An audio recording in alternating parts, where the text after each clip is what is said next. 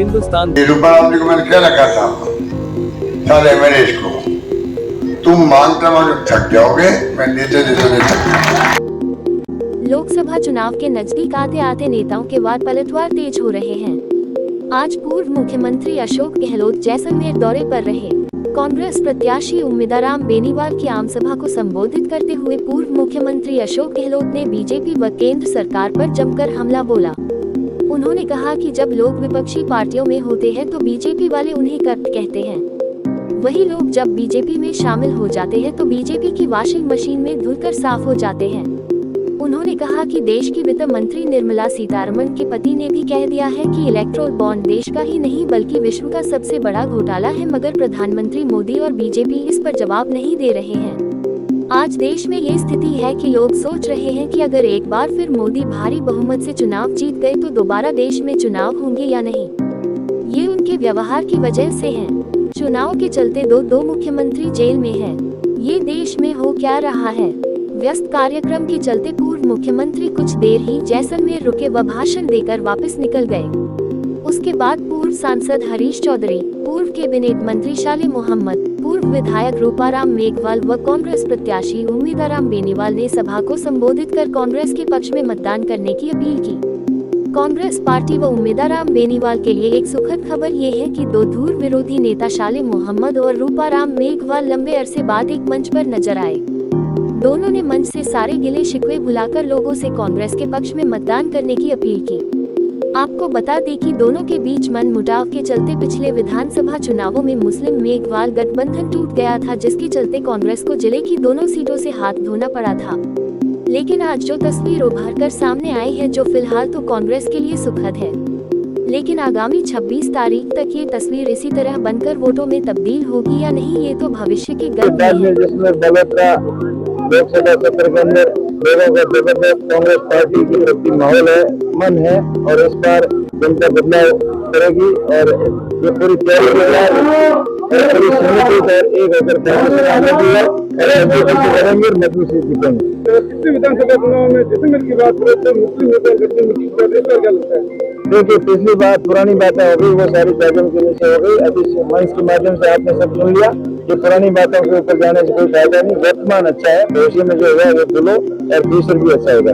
बेहतरीन है उनके जो खोखले दावे 400 पार। आज राहुल गांधी जी ने बात करी कि ये 150 तब भारतीय जनता पार्टी सीटें नहीं ला पा रही है, क्योंकि पिछले दिनों के अंदर देश के अंदर जो हालात बने हुए, देश के अंदर देश के मतदाताओं ने तो तय किया है कि 1 से पार भी होते हुए नजर नहीं आता। पति ने कहा है कि सिर्फ इलेक्ट्रॉनिक बॉन्ड ही नहीं, पिछले 10 सालों से जो भ्रष्टाचार इन लोगों ने किया है, जो डकैती इन लोगों ने की, तो 10 वर्षों के अंदर जो करी हो, आने वाले समय में देश ही नहीं दुनिया देखी। निर्मला सीतारमण जी की पति ने बोला कि ये दुनिया का सबसे बड़ा भ्रष्टाचार इलेक्ट्रॉनिक बॉन्ड है, इकलौता भ्रष्टाचार भी है। इसके अलावा और कोई भ्रष्टाचार आने वाले समय के अंदर मिलेंगे। बीजेपी मिशन 25 का कह रही है, क्या लगता है इस बात का? आप देख रहे हो, बीजेपी अपनी जमानत बचाने के लिए बाड़मेर जैसलमेर के अंदर प्रयास कर रही है। मिशन 25 की तो अलग बात है, तो आप लोग मेरे से ज्यादा अच्छी तरह से महसूस करते हो जैसलमेर के अंदर। और हमारे कार्यकर्ता है उनको मैं सलाम करता हूँ, उनको मैं बधाई देता हूँ। वो समझ गए कि उम्मीदवार के पास पैसा नहीं है, पार्टी दे नहीं पा रही है, तो जितनी उम्मीदवार की श्रद्धा है इतना वो खर्च कर पा रहा है। थोड़ा बहुत पैसा मिलेगा नहीं मिलेगा पार्टी से काम चला रहा, पर देश भर के अंदर, पूरे प्रदेश के अंदर मैं तो कोई जहाँ जाता हूँ तो देखता हूँ कार्यकर्ताओं में उत्साह है। कार्यकर्ता जिस प्रकार से वो डिमांड नहीं कर रहा है, ये बहुत बड़ा संकेत है। माहौल हमारे पक्ष में रोज बनता जा रहा है। पहला फेज चुनाव 19 को है, हमारा चुनाव 26 को है। आप सोच सकते हो कि इस प्रकार के माहौल में हम चुनाव में आगे बढ़ रहे हैं और चौंकाने वाले परिणाम आएंगे, ये मैं कह सकता हूँ।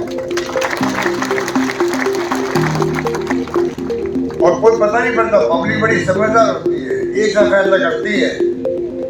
इन इंदिरा जी भी चुनाव हारी थी तो थे बिहार से राजस्थान तक एक नाथुराम मिर्जा जी जीते थे नागौर के अंदर, सब साफ हो गई कांग्रेस। पता नहीं किस वायरलेस से पता करते हैं पब्लिक आपस के अंदर, कहाँ बिहार, कहाँ यूपी, कहाँ दिल्ली, कहाँ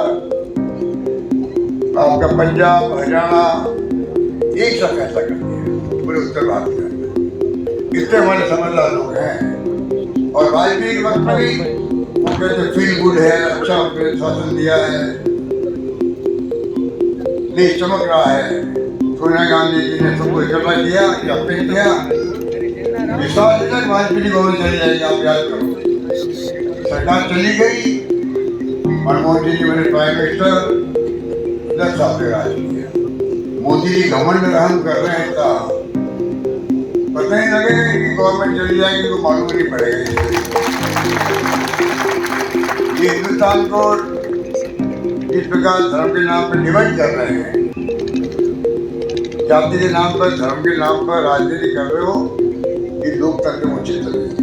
लोकतंत्र में जाति, धर्म, वर्ग, भाषा के नाम पे राजनीति करने का वो स्थान नहीं है। लोकतंत्र स्वीकार नहीं है इस प्रकार की राजनीति करना। लोकतंत्र तो संविधान से चलता है जो बाबा साहब अम्बेडकर ने बनाया था। महात्मा गांधी, पंडित नेहरू, मौलाना आजाद, सरदार पटेल, अम्बेडकर साहब का संविधान नहीं चल रहा है। इंदिरा जी की हत्या हो गई, खालिस्तान ने बने लिया पंजाब का, इतना अच्छा नहीं हो गया। मैं उनका मंत्री था, मैं उनके साथ उनको मानता हूँ, मेरी जान जा सकती पूरी, उन्होंने कहा। और उड़ीसा में कही किया उन्होंने पहले, मरने के 2 दिन पहले, हो सकता मेरी जान चली जाएगी। और अगर जान जाएगी तो मेरे खून का एक कतरा देश को मजबूती प्रदान करेगा। बांग्लादेश बना दिया, बांग्लादेश को आजाद करवा दिया। आप पता ही है, कभी नाम लेते हैं मोदी जी, पंडित नेहरू का, जिन्हें बड़े बड़े बांध, कल कारखाने, संस्थाएं खरीदी थी। तो आप सोच सकते हो देश में हालात बड़े गंभीर हैं और इस प्रकार से ये शासन कर रहे हैं गवर्नमेंट हम के अंदर, और ये कुछ भी करते थे, कहने लग गए हैं देखिएगा हमारा 100 दिन का एजेंडा हम काल चक्र बदल देंगे। कभी 25 साल की बात कर लगे, कभी 1000 साल की बात करते हैं। जैसे कि जिंदगी भर के इन्होंने ठेका ले रखा है कि शासन आएंगे। बिना माई बाप के कैसे आओगे आप? माई बाप भी बैठे हुए हैं, इच्छाएं किसको आओगे? इसलिए बहुत शानदार मैनिफेस्टो आया है। अभी बताया आपको 1 लाख नौजवानों के लिए, महिलाओं को 1 लाख, MSP किसानों के लिए, सारे फैसले, 25 लाख का बीमा जो रातम दे रहे CNG वाला इलाज का, गिग वर्कर्स के लिए बना दिया, कानून हमने बनाया, हमारे मैनिफेस्टो लिख दिया उसको भी। शहरी रोजगार, शहरों में रोजगार मिलेगा, किसानों का अलग बजट मैंने पेश किया था, दुगना कर दिया बजट अपने बीजेपी से। तो काम में कमी रखी नहीं, सरकार आने वाली थी हमारी, तो आ नहीं पाई। तो झूठ बोल बोल के मोदी जी के मंत्री, के मुख्यमंत्री कि 5 लाख दिए कन्हैयालाल के परिवार को, तो हिंदू को 50 लाख दिए मुसलमान को, इतना झूठ बोला गया। कन्हैयालाल की हत्या हुई, 2 घंटे में मोदी मैंने पकड़ लिया, 50 लाख का पैकेज पहली बार मिला देश राजस्थान के अंदर, 2 नौकरी दी बच्चों को दी, और वो झूठ बोल बोल के प्रचार किया पूरे देश के अंदर। इस प्रकार से जो रेप हो रहे हैं, डकैती हो रही है, अब हो रही है। 3 महीने का रिकॉर्ड लगा देखिए, मैंने मंगाए हैं, पुलिस हेडक्वार्टर से ज़्यादा मंगाया मैंने। इतनी भयंकर रेप, डकैती, चोरी हो रही है, रोज की अखबार पढ़ते होंगे आप। और वो हमें बदनाम करके सरकार हमारी बन रही थी, सबका मन था, आप सबका ऐसा माहौल फैला दिया धर्म के नाम पे भी, सरकार नहीं बन पाई। अब 2 महीने में लोग याद करने लगे फिर सरकारी कामों, हमारे कामों को लोग याद करने लगे गाँव के अंदर। और इस सरकार को भी टेको भी नहीं कर पा रही, डिमोशन चल रही है।